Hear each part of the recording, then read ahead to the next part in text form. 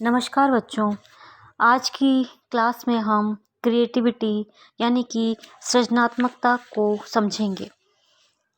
सृजनात्मकता का अर्थ है निर्माण करने की योग्यता। सृजनात्मकता अंग्रेजी के क्रिएटिविटी शब्द से बना है और क्रिएटिविटी शब्द की उत्पत्ति केरे से हुआ है, जिसका शाब्दिक अर्थ अस्तित्व में आना, उगना आदि है। जब क्रिएट शब्द का उपयोग किया और उपयोग क्रिया के रूप में किया जाता है, तब इसका अर्थ होता है रचना, सृष्टि करना, निर्माण करना, नई चीज बनाना, उत्पन्न करना आदि।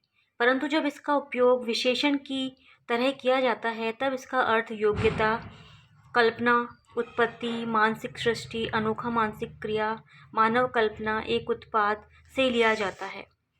सृजनात्मकता की परिभाषा को यदि हम देखें तो स्टेन के अनुसार जब किसी कार्य का परिणाम नवीन हो तथा किसी अमुक समय के लिए वह किसी समूह विशेष द्वारा उपयोगी, लाभकारी एवं संतोषजनक समझकर स्वीकार कर लिया गया हो, तब वह प्रक्रिया सृजनात्मकता कहलाती है।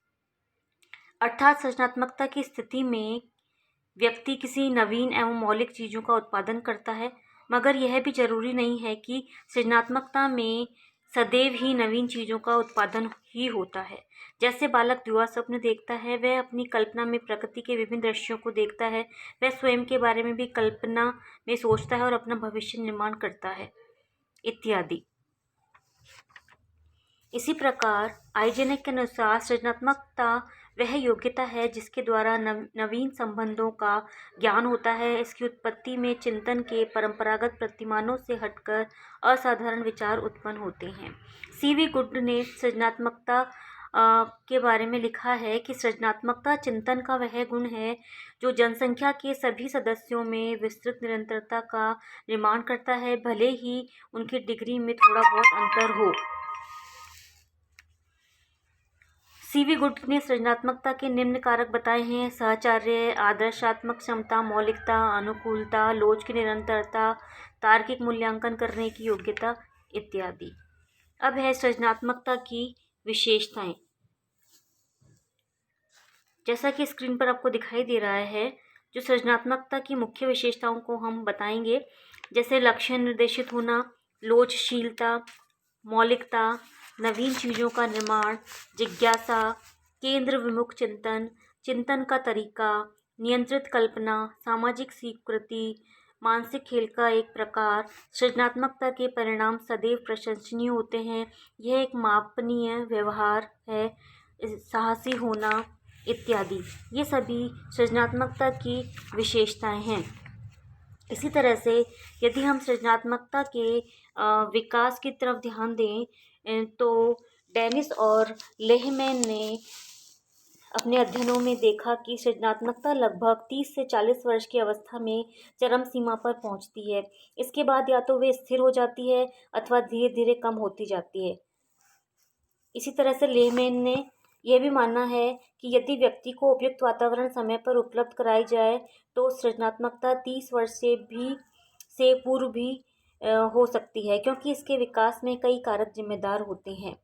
टॉरेंस ने अपने अध्ययनों में यह बताया है और यह निष्कर्ष निकाला है कि सृजनात्मकता शैशवावस्था से लेकर किशोरावस्था तक स्थिर रूप से नहीं बढ़ती, बल्कि कुछ बिंदुओं पर झुकाव आते हैं। यह झुकाव पहली बार 5 से 6 वर्ष की अवस्था में आते हैं, जब बालक विद्यालय जाने लगता है, तब वह अनुशासित रहना भी सीखता है। फिर यह झुकाव 14 से 15 वर्ष की अवस्था में आता है, जब बालक वह संधि अवस्था से गुजर रहा होता है। इसी तरह से स्पोक के अनुसार सृजनात्मकता माता पिता का अपने बालकों के प्रति व्यवहार एवं उनकी अभिवृत्तियां किस प्रकार से उनके व्यवहार को प्रभावित करती हैं। यदि माता पिता प्रारंभ से ही उनकी सृजनात्मकता या सृजनशीलता में ध्यान देते हैं, तब उन्हें किताबों को पढ़ने एवं उनमें छपे सुंदर चित्रों से देखने को प्रेरित करते हैं, उन्हें विभिन्न प्रकार की वस्तुओं की सृजन करने की इजाज़त देते हैं।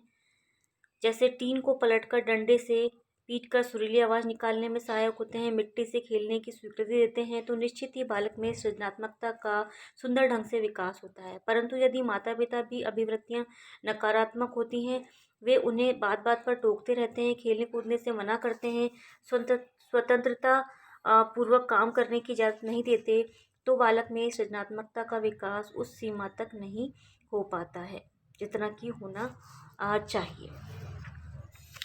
बाल्यावस्था में विभिन्न प्रकार की सृजनात्मक अभिव्यक्तियाँ देखने को मिलती हैं। यानी कि बाल्यावस्था में या बालकों में जो प्रमुख सृजनात्मक क्रियाएं हैं उनके बारे में हम आपको बताएंगे। जैसे पहली है नाटकीय खेल। तो नाटकीय खेलों को मेक बिलीव प्ले भी कहते हैं। नाटकीय खेलों के माध्यम से बालक अपनी सृजनात्मक क्षमता का प्रदर्शन करते हैं। इन खेलों में उन्हें बड़ा मज़ा आता है। बालक खूब खुश होकर अभिनय में, ड्रामा में भाग लेते हैं, जिससे उन्हें अपार संतुष्टि एवं तृप्ति मिलती है।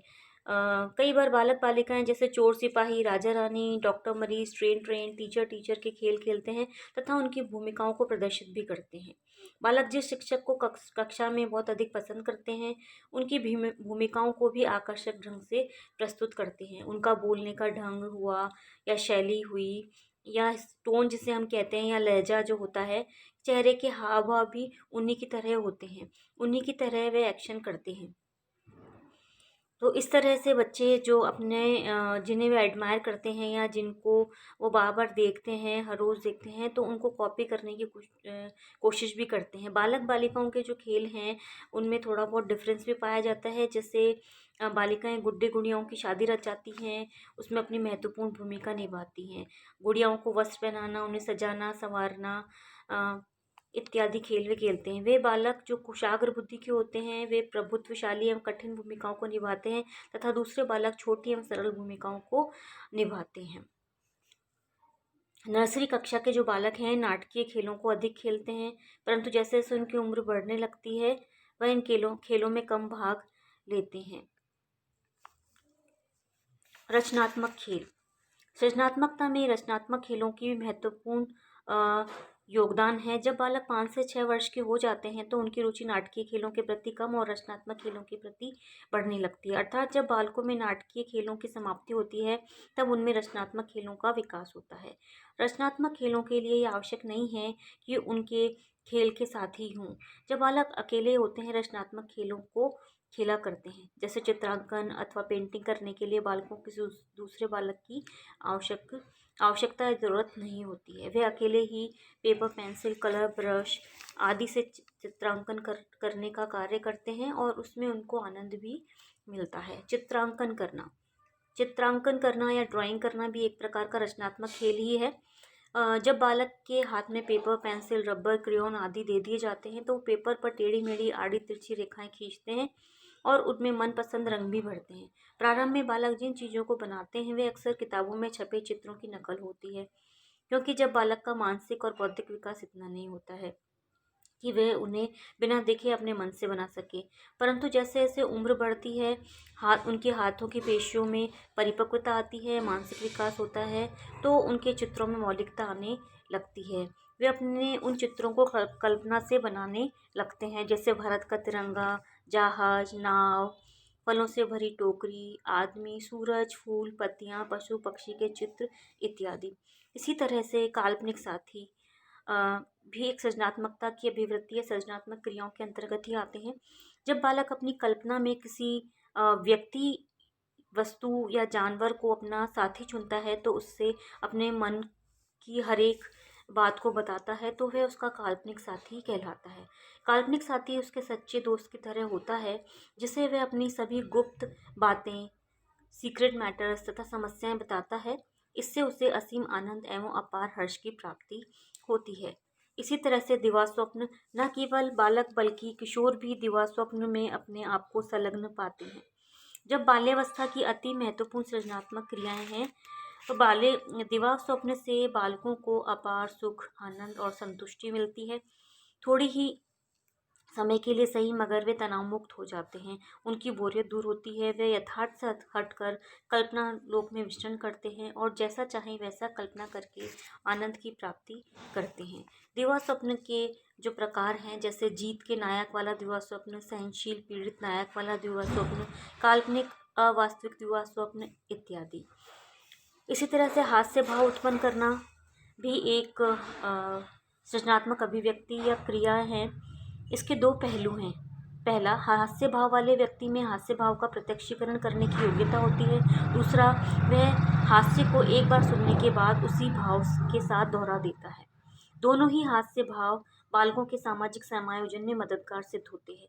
हास्य भाव वाले बालकों से स्वतः ही लोगों का आकर्षण बढ़ जाता है और वे उसकी हास्य बातों को सुनने के लिए लालायित रहते हैं। इसी तरह से कहानी कहना भी एक सृजनात्मक क्रिया या अभिव्यक्ति है।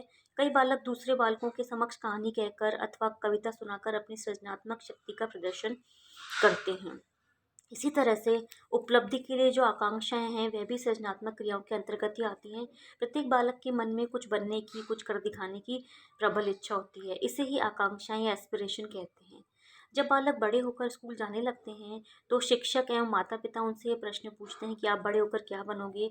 तो बालक जवाब देता है कि मैं डॉक्टर बनूंगा, या मैं इंजीनियर बनूंगा, या मैं अमिताभ बच्चन की तरह महान अभिनेता बनूंगा, इत्यादि इत्यादि।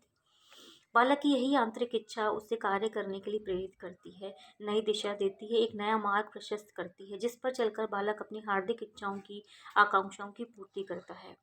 कई बार ऐसा भी होता है कि माता पिता अथवा शिक्षक जब पूछते हैं कि आप बड़ा होकर क्या बनोगे, तो बालक जवाब नहीं देता बल्कि इधर उधर झाँकने लगता है। वह समझ नहीं पाता कि क्या जवाब देना है। तब माता पिता ही उसे प्रेरित करते हैं, उसे बताते हैं तुम्हें बड़ा होकर डॉक्टर बनना है, इंजीनियर बनना है, इत्यादि। इस प्रकार बालक में भविष्य निर्माण के प्रति योजनाएं बनने की जो प्रक्रियाएं हैं वो प्रारंभ हो जाती हैं। तो ये बच्चों, हमने अभी सृजनात्मकता का अर्थ, उसकी विशेषताएं, उसका विकास और बाल्यावस्था में सृजनात्मक अभिव्यक्ति या सृजनात्मक क्रियाओं को जाना और समझा। धन्यवाद।